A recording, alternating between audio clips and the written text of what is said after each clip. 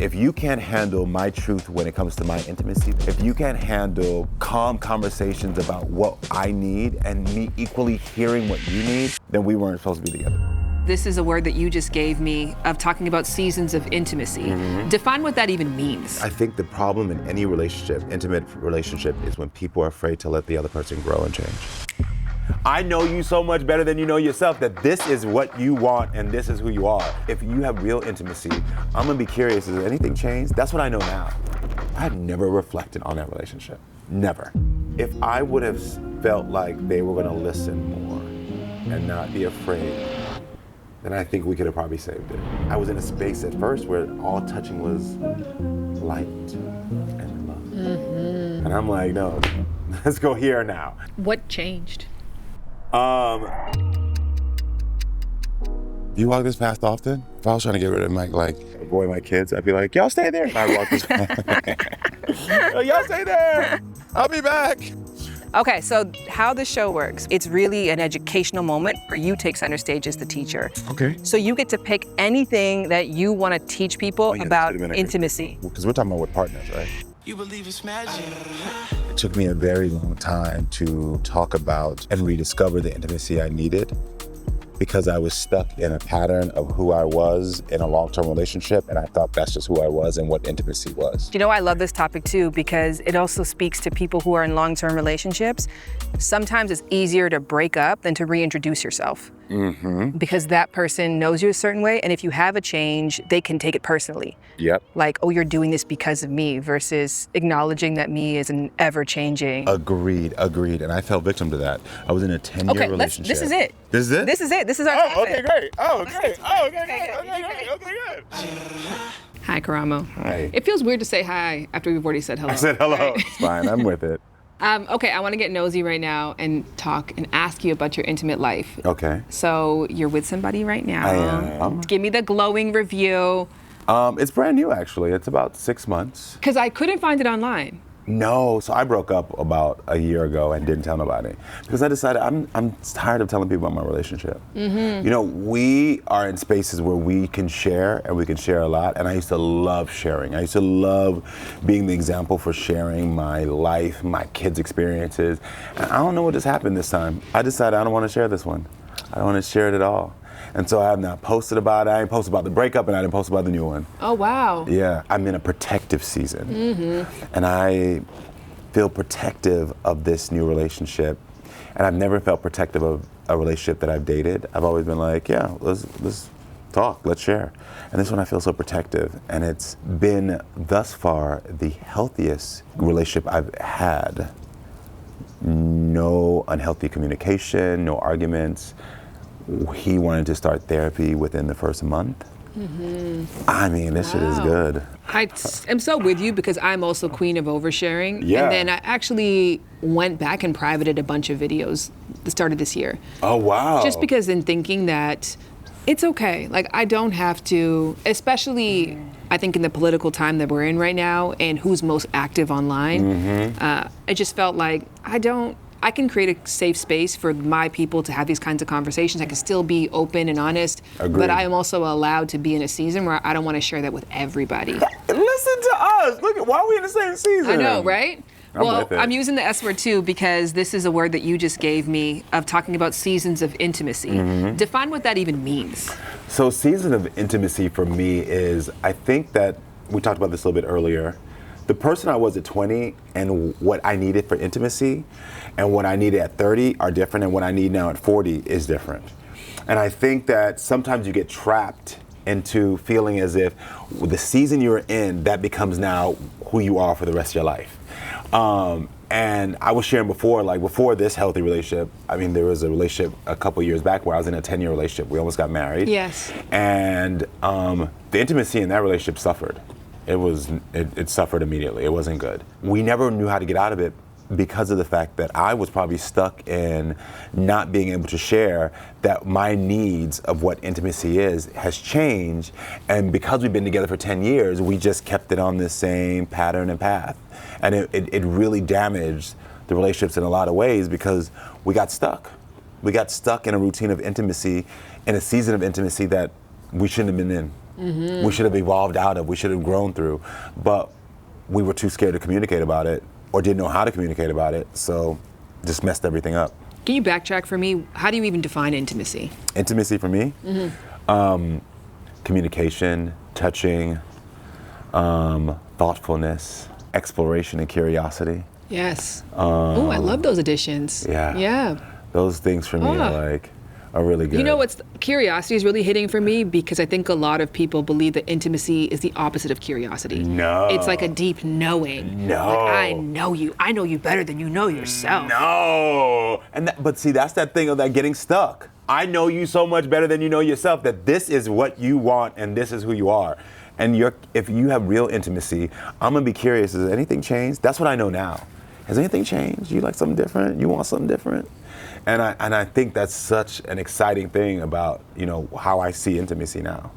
And I don't want to know you all the way deep and through because you're a person, you're allowed to evolve and change. Yes. You know what's so interesting about that is that I had my cousin read a book, because we're talking about romantic loves, but just in general, keeping that curiosity there. I had my cousin read a book called How to Know a Person, because I loved it. I was like, you gotta read it, it's so amazing, da-da-da-da. And we were in a conversation one day, and she said something like, oh yeah, I listened to this live. I was like, you listened to that? Yeah. And she was like, yeah, I'm really interested in this topic. And I was like, wow, I didn't know that. She's like, yeah, because you stack me. And then I was like, what? She's like, remember the book you told me to listen to? It talked about stacking people. And stacking people is when you're playing a game of Jenga with getting to know somebody. You're like, oh, he likes green. He wears running shoes. He's in a relationship right now. And I'm creating this tower of knowledge.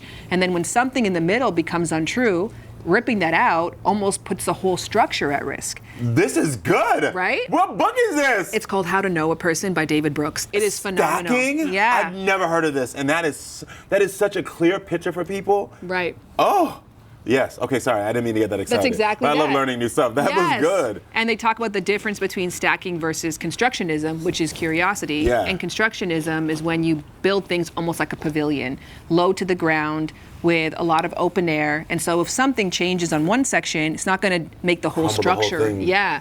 Just one part that you now have to look and redefine. Okay, first of all, I was going to say, why didn't people teach us this when we were younger? But I'm glad that you're here teaching people now. Right. And that is the beauty of this. See, I'm so thankful that I keep running into individuals like yourself who I wish I had when I was younger. Because Lord, if you would have been around, I've been listening to you when I was freaking 20, I'd have been like, you're not going to stack me. Yeah. You're not going to stack me right now, okay? This intimacy is about to be right here. What is it? A pavilion. Pavilion, okay? We need to know that if something changes, it's fine, and we have open air so I can breathe.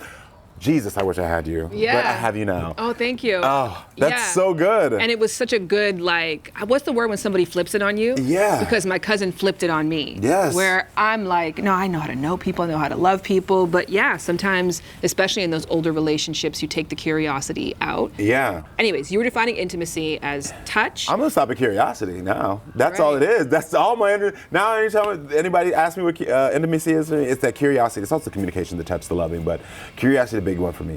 That is what has made. Also honesty. That was big in there as well. Honesty. If I had to define the two, I think the honesty and the curiosity are the two biggest ones. I think that's what's made this new relationship so healthy. And since day one, we have been so curious about what the other needs, desires, is afraid of, is open to changing, would like to explore, but also being honest about those things and not feeling as if like I can't say this. Mm-hmm. I remember I used to have things that were happening to me sexually that I used to just feel like I'm supposed to put up with this. Like you can't say nothing. I don't know where I used to get that from. I don't know who put that in our head. Can you give me an example? Yeah, so I don't want to be graphic, but like. Please do. This is the place. If anywhere. Okay, this is the place too. Like I to this day, I normally hate oral sex on me. Because most people are teethy, and I hate it. And I would just allow people to scratch up my genitals. And I was like, this feels uncomfortable, and this does not feel good. And I don't know why I never once, for many years, would say, hey, I don't like that. I just felt like you gotta just go with it and then stop it at some point and like kiss or something. But like, I just never would ever say to somebody, this don't feel good. Yeah. Until now, I'm like, hey, I would love maybe if we tried it this way. Maybe we did this in a different way. Maybe, and it's just the first time in my life. It took me to 40 to do that. Right. 40. I have not enjoyed oral sex until 40. Wow. And that's a lot of years. That's a lot of years, and I'm a homosexual. Yeah. That is the first thing we like to do, okay? That's the first thing we want to do. And I did not enjoy it. Yeah. And I just did not know how to say to someone, this doesn't feel good to me. And I wonder why. And I wonder who taught me that. Well, the reason why I question you is because this is like age-old script for everybody with a vulva. We're all like, yes, that's what we're conditioned. Sex is not about us, it's not for us. Yeah. And you diminish the experience if the person with a penis doesn't feel like they're naturally incredible at this. So you fake orgasms, you fake it, you act like you like it even if you don't. So it's actually really affirming to hear a man say like, no, I got that same messaging too. Yeah, I got that same, and I don't know where I got that from. I mean, I grew up in a household full of all women. So maybe I unconsciously picked that up through their experience. Or maybe there's something deeper within the gay community I've never explored, because like gay men don't really talk about sex like they should. Really? Oh my What? gosh, no. They talk about. Why is this mind-blowing to me? They talk about like bang, bang, bang. But like, I have very few friends that will talk about what intimately they want and how they want it. It is very rare. And I don't want to generalize, but like, Well, I'm shocked I want to because ask, would you think? Don't involve me. No, I want to know, like seriously, as a gay guy, do you think that we talk about intimacy like the way we should? I think a lot more, but it's graphic. It's not intimate. It's not intimate, it's graphic. We talk about graphic stuff. We talk about sex in a graphic way.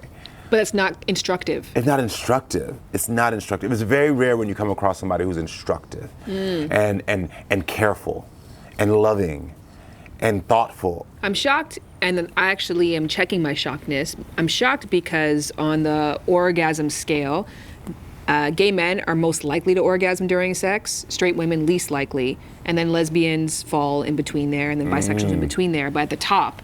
Is gay men. Yes, and so I'm like, oh, like they must be talking. But just because you orgasm, it doesn't mean that you had good sex. Yeah, like I can get off, but it doesn't mean that during that time we were like, you know what I mean? And most people know how to like just eventually just get themselves off. Yeah. You know what I mean? Like, okay, you come here, you sit here, and I'm gonna do this, and then I'm gonna get off, and then bye. You know, it gets transactional sometimes. But the person never learns because they didn't. They never learned, you know what I mean? Anyway, that's just, so maybe there's something within that of why I allowed so many years of not communicating about it. Well, can we talk about the seasons that you went through and if you can label them, like in your 20s? And I actually think it's very interesting because I wonder how many people in their 20s even ask themselves, period, what do I want out of intimacy? Mm-hmm. Or if they just fall into the script of what their friends are doing and what might appear cool. But I'm That curious. was me. Okay. 20s, definitely what everyone is saying, doing, no real thought, no real conversation. 30s, desire to have those conversations about intimacy, figuring out more what I wanted, but because I was now in the phase of like, I'm supposed to be building a life with someone, I was scared to rock the boat. Tell me more about that. I'm supposed to now have a husband, a partner, the family, the life. We're supposed to together now for 20 years. We're supposed to build it. And if I ask you something or say something about what I need and it's not met well, what happens to the structure that we've stacked up? Does it fall apart now? Are we gonna be done? And I think that was a big thing for me. I was so afraid of being clear about my intimacy that if I really look back at my 10-year relationship, it was a big moment that I think if we would have solved that, who knows, we could have been together now. You know what I mean? Who knows? That could have been something that could have, helped us to stay together. Did you guys start in the same season? Like, did it start where you're like, I love the intimacy that we share, I like it, and it switched at some point? Yes, it did. The intimacy in the beginning was beautiful and lovely and new, fresh but familiar. And then, I don't know, somewhere in year 4, it switched. But I also started hitting a different way of I saw the life. I felt more confident as a father. I felt more confident in my career. Everything felt more confident, and that confidence started coming out in what I needed sexually and intimately. And I think that might have made them uncomfortable, and then I didn't express it, and so we just kind of like pretended like it didn't exist. Yes.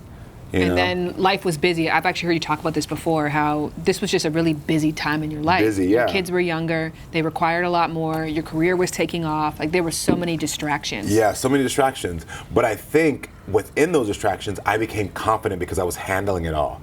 And confidence breeds a new sense of what I need intimately. And I just was afraid because I don't think my partner, I'm from my experience, from my point of view, wasn't ready for that confidence. It's reminding me a lot of like people on vacation like themselves better than they do in their hometown, but because they give themselves permission to On reinvent vacation, themselves. to reinvent themselves. Ain't that the truth? Yeah. And so we have this fear that we can't do that at home Yeah. because people see us a certain way and then everything would crumble and fall apart.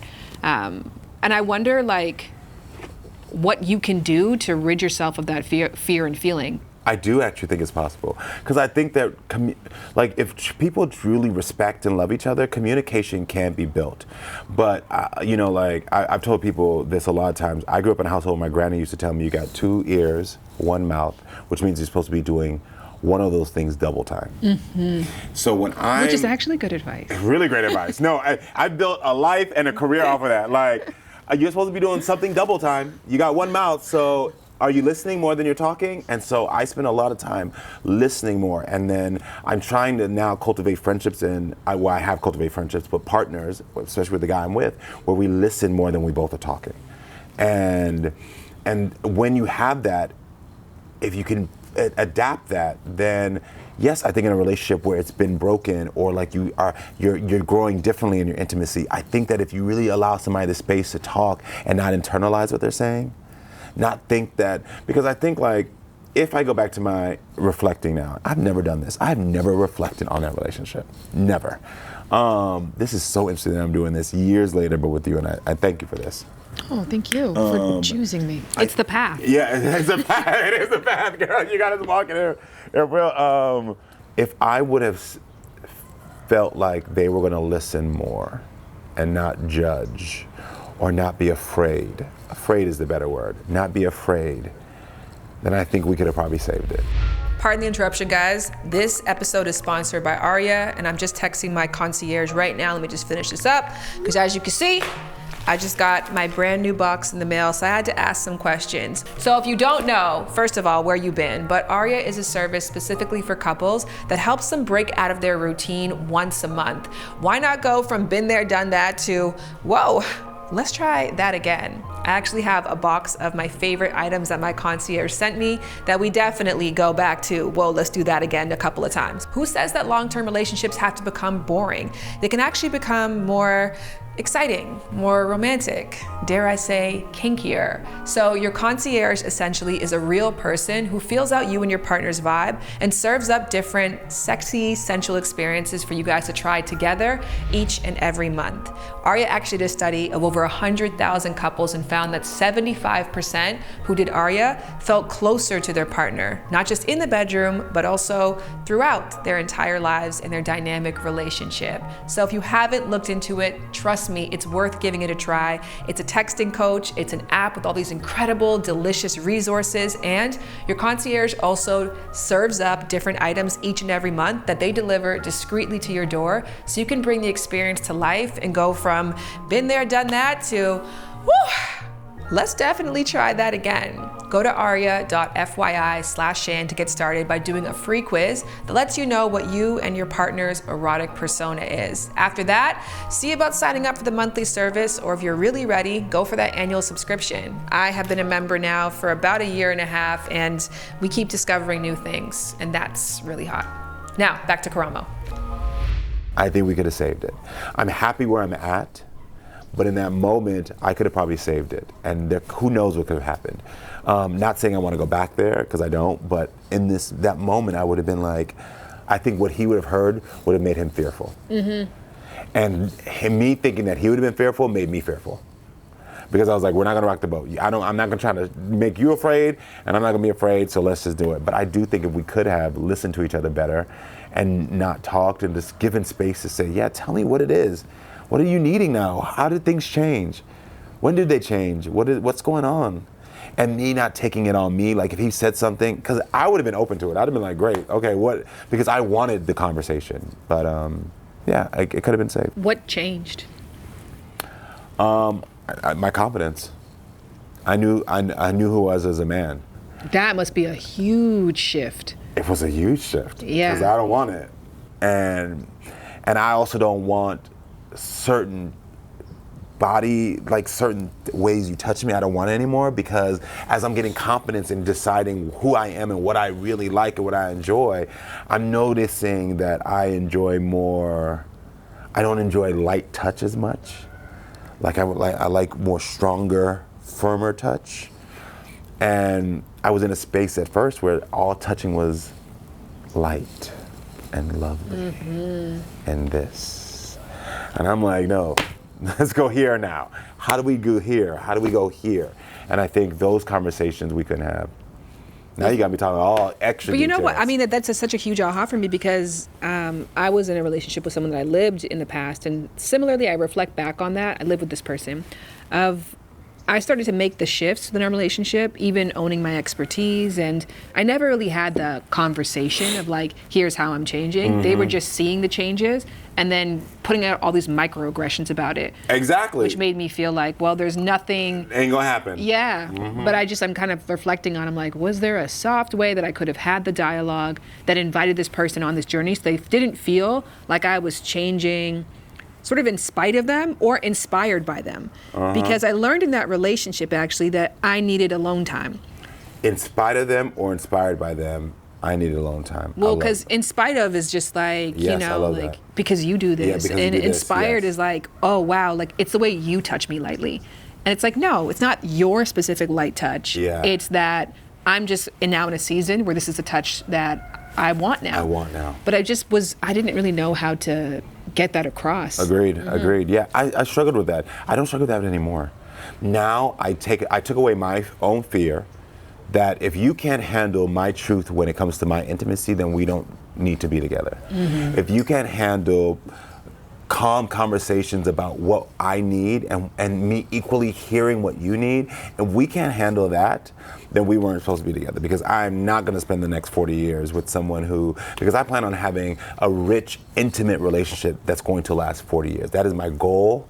That is all I want, and that is all I desire, and that's all I will expect and get. And so it's exciting for me to know that now I'm not fearful of sharing with somebody and including them on that journey. But I'm also very and keenly aware that if you can't handle it, that is not my issue. See, that's where the 40s, this is season of intimacy that I'm in now. If you can't handle my clear communication about what I need and what I desire, while also respecting what you want, because it's not one side. I want to respect what you want. But if you can't handle that, you can't have those conversations, then we ain't supposed to be together. Right. Go on about your business. Well, even the word handle is like, you should be excited by, right? You're excited to go to a new country because it's an opportunity to learn, to try new foods, to be excited. We're all trying to get But the you know, a lot of spark people back. aren't. A lot of Right. people aren't, okay? They're They'll not. travel to Thailand and be like, where's McDonald's? Exactly. They want to go to McDonald's. They want to see what's regular to them. You know what I mean? And I'm not. You better be excited. You better be excited about what's coming. Is that a character trait that you prioritize when looking for new partners? Excitement, curiosity. Just like novel, wanting change, embracing change, openness. Yes. I always say fresh and familiar. I need you to be excited about what's going to be fresh, but while also keeping it familiar. Like, I'm not somebody that's like extreme. I don't need to have extremes with you. Like, I'm not going to go from 0 to 100. But while we're doing something that's familiar, just know that it could become fresh. And when we're talking about that, how excited are you going to be about what it looks like next? How curious are you going to be about what I want that's going to be fresh? How curious am I about what you want that's going to be fresh? While staying within the familiar territory. That's how I always done it. That's a huge bar. And what's the percentage of fresh and familiar? For me, I would say familiar is usually about half and half. Yeah, I'm about to say about, maybe 60 familiar, 40% fresh. Yeah, that's more of a better. Yeah, but I'm constantly like, what's fresh? I love that. Can we role play that right now? Like how it would sound in a conversation, even the example you gave of touch, right? So if every night, I rub his feet, he rubs my back. And there's a very specific way that we do this. Yeah. But if he wanted to change it up because he realized the past month that he was like, okay, I gave it a second to see if I actually don't like it or if it was the day. Now I know I don't want this anymore. how would that person bring up the conversation? So before, I would have been like, let me just go ahead and keep rubbing my back. That would have been me. That would have been me in my 30s. I'd have been like, first of all, 20s, would not even know that I need my back rubbed. 30, I need a change, but it's our thing. You rub my feet, you rub my back. I'm with it. 40 now is, ooh, this feels nice. But I was thinking, how about we explore maybe you going down a little bit more? How does that feel for you as you're going down? Does that feel good? Because it feels great for me. Okay, hold on, we're gonna get a little bit lower. Feel a little bit lower. Okay, a little bit stronger. Is that too much pressure for you? Because it feels good for me. And then before we get too much into it, I'm gonna stop and say, all right, that's good. What do we think? Because we just switched it up. We switched it up a little bit. We're still on my back, but now it's a little bit lower. Are you cool with it? And then once we get that verbal confirmation we're both online, then go back. Karamo. Yeah. You really cooked right there. That's how I do it. You know what it is though too, because a lot of people think that those conversations start with the yuck. Yeah. The like, no. hey, I want to talk to you. No. Sometimes you don't know what you want until you try something new or experiencing something new. So inviting novel isn't just about changing with your seasons, but it's also inviting new ones in that you may not have known were possible. Mm-hmm. But then also Agreed. being able to turn around and say, we tried something new and I didn't like that. Exactly. Give the space for it. I'm okay with that. It's a two-way street, and I'm okay with that. And that's where I'm at in my new relationship, and that's what it is. It's just that. So prior to this relationship, I was in another I'm a long-term relationship girl. She likes to get into them, stay in them. But I can see people try to hold you down. They do. Yeah. But I'm also a lock a bitch down too. Okay. I'm not on I get on a dating app for 3 weeks, girl, then I find a relationship. I've always been that way. I know what it is. Because I love intimacy. I love love. I love intimacy. I say that to say the one right before this, I was in this space, but they were still in their 30s space. And so it killed it. And you couldn't bring them out of it? I couldn't bring them out of it. Because, again, they were in the season where they weren't ready to grow out of it. And, that was a big thing for me because I was like, oh, it really sometimes also is maturity, mentally where you're at, all these, I tried to have those conversations. And then at one point I said, oh, you're not ready. And with no malice, I was like, in my 20s, I don't think I'd have been ready either. My 30s, I wasn't ready.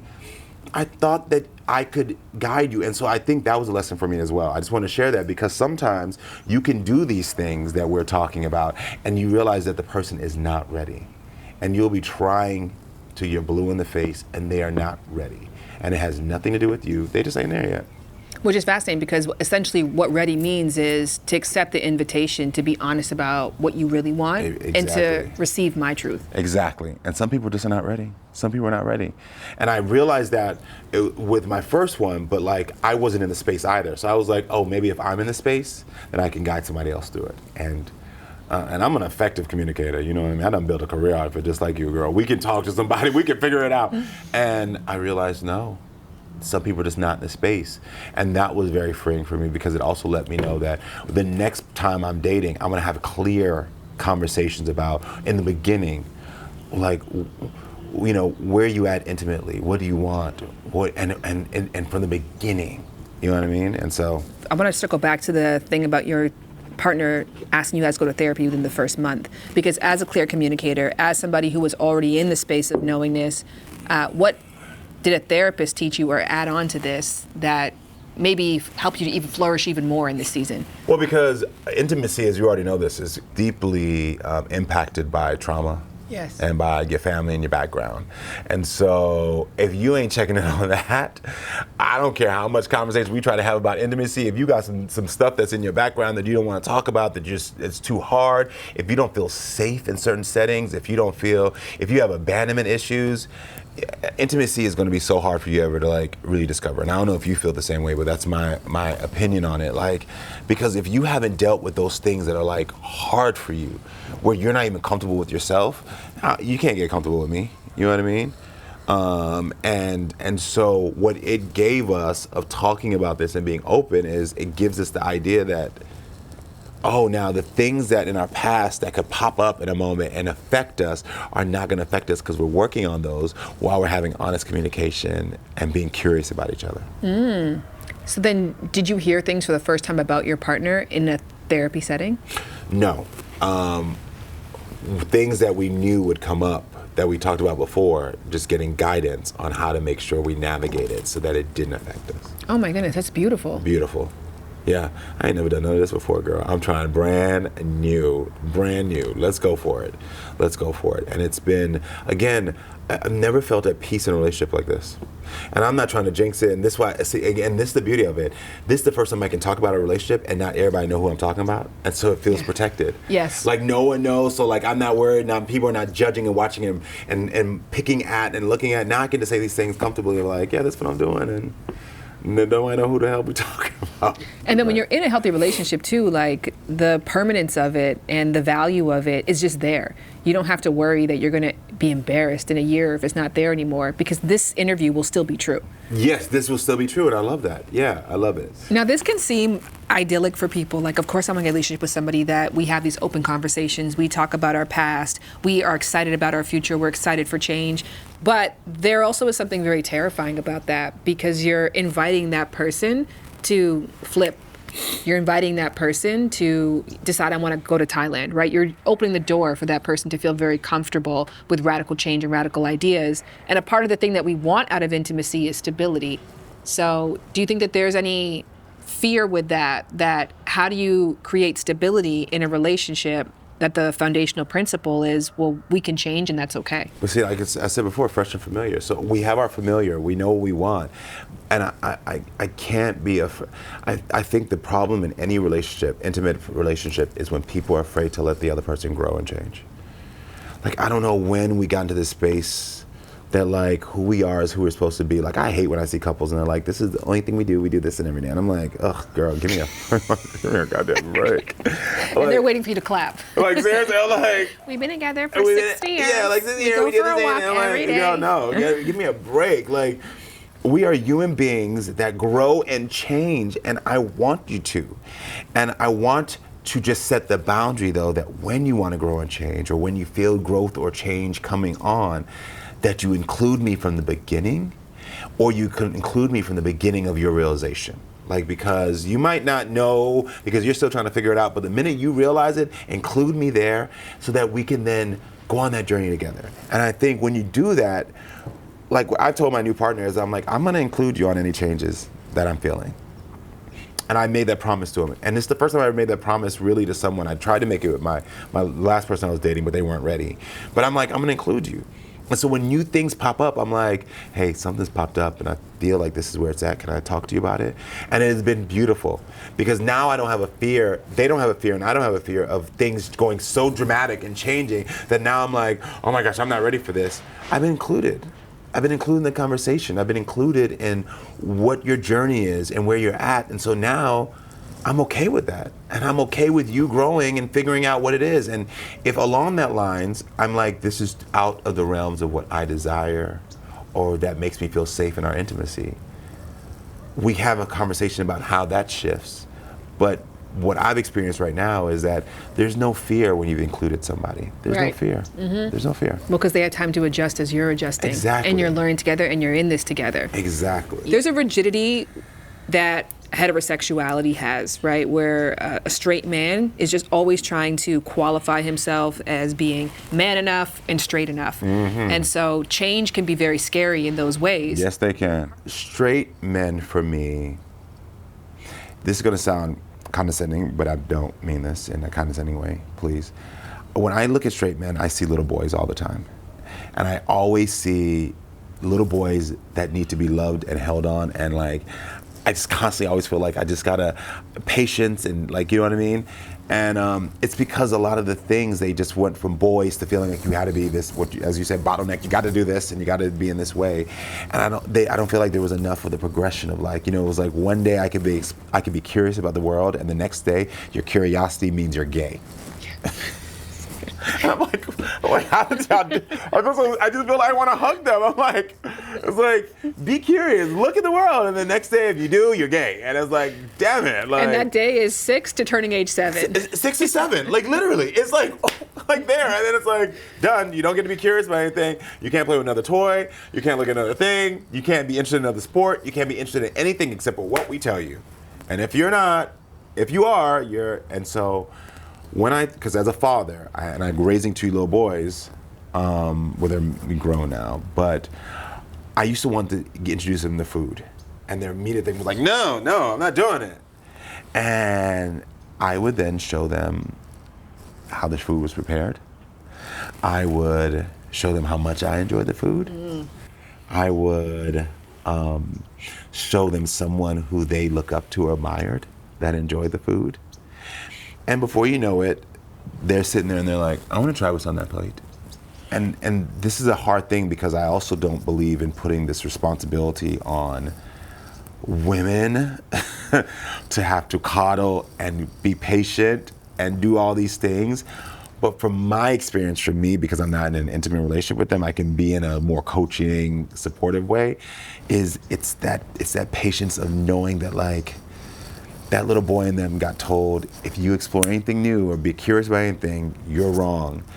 That introducing them to it bit by bit is the best way. Because a straight man may never have a season, any other season. And so you got to introduce it to them.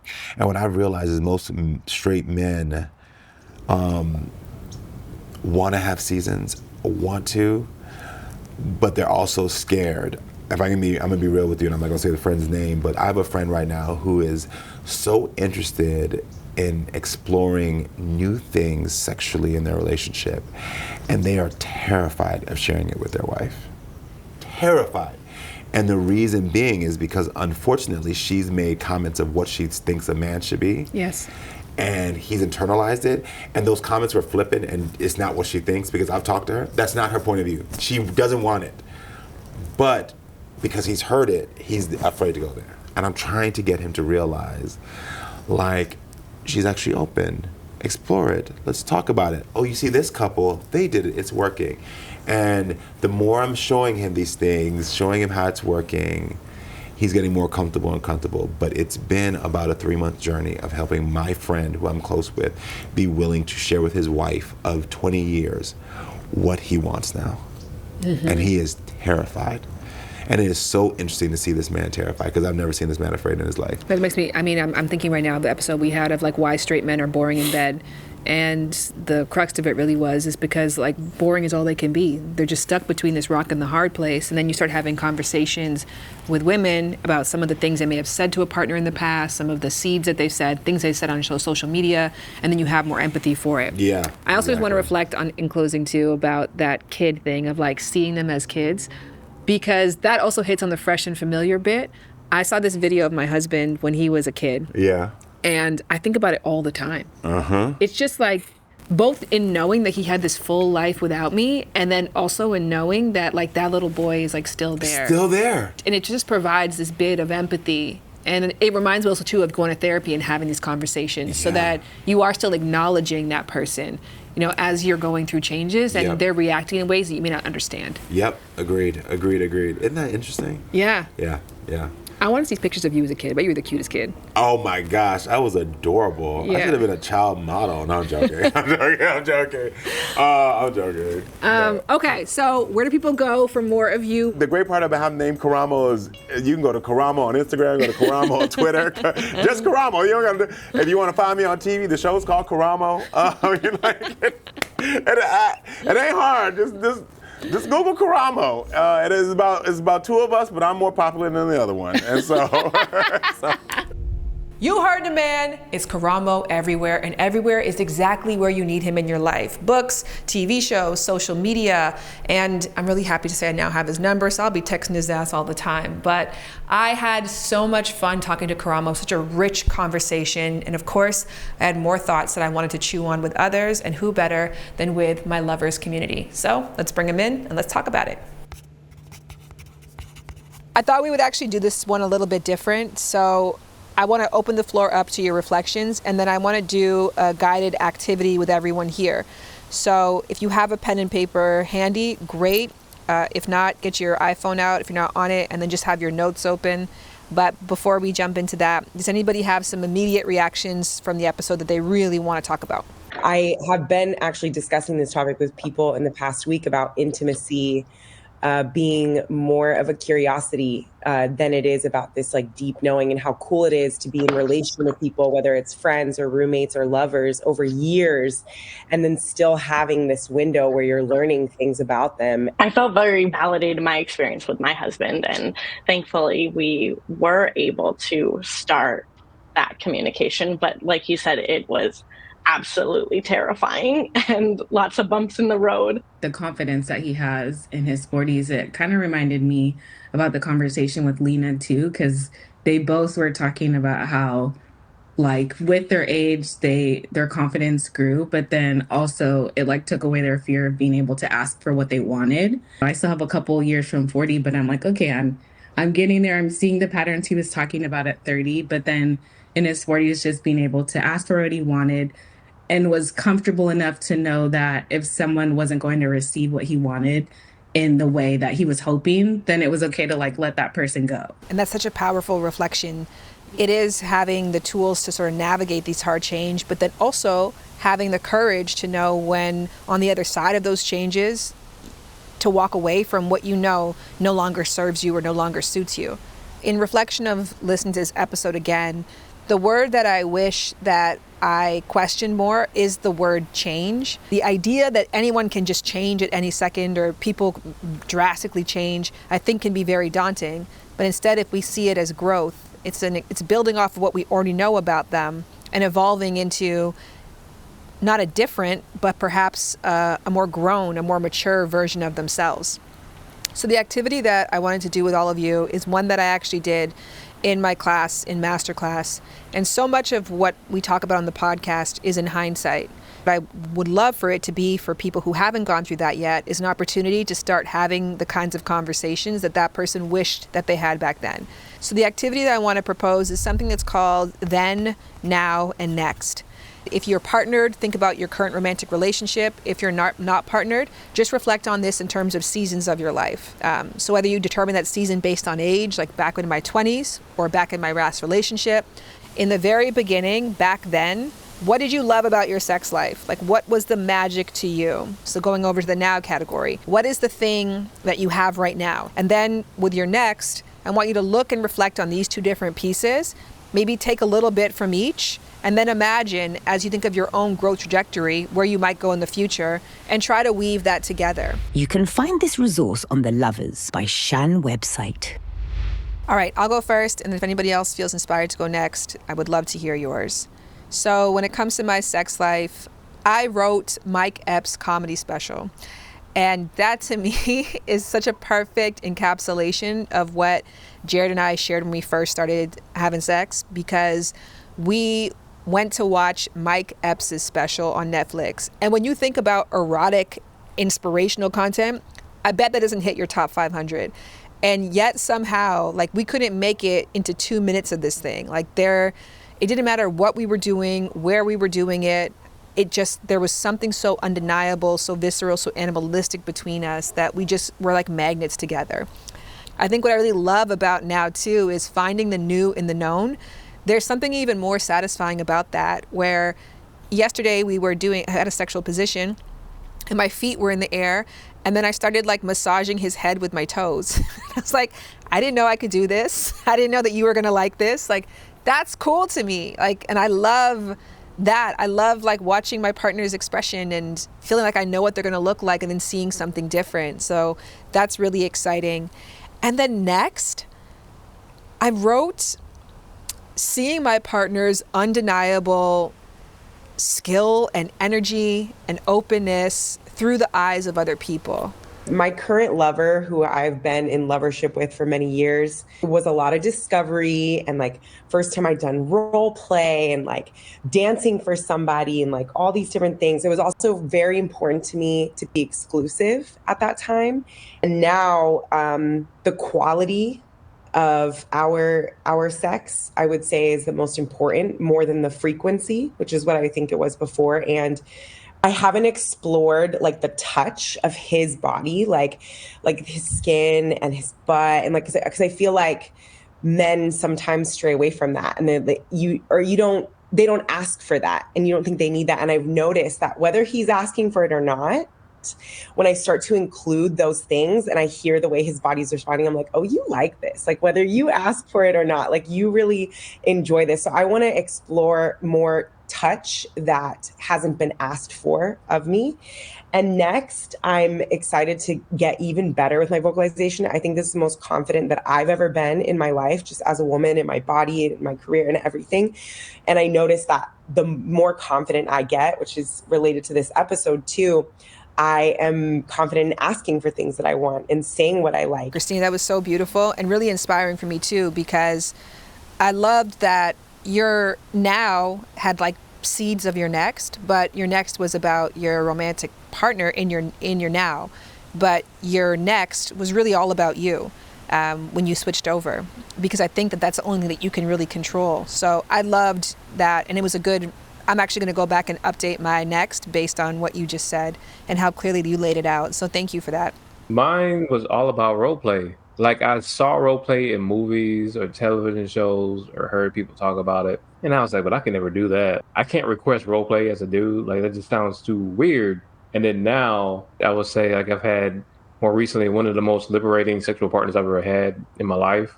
That opened it all the way up for me. Like that, she basically showed me like I can not only request it, but like once it's on, like we can do whatever we want to do. There's no one in the back like recording me, gonna put me on blast on YouTube later. Like there's no one watching that's gonna embarrass me later. Like you can just do this thing. And with that came so much confidence. I'm guessing that everybody's silence and polite smiles means that this part of our conversation is done, meaning the recorded part where you all get to listen. So we're gonna say goodbye to them. You guys be on pause. I'm gonna come right back to you in a second. But for everybody else, if you are interested in being part of conversations like these, doing one-on-one sessions with me, getting to talk about intimacy in a really rich, nuanced, and collective way, please go to loversbyshan.com/community. And we can't wait to join you and get to know you on a first name basis next week. For everybody else, we'll still talk next week here on Lovers.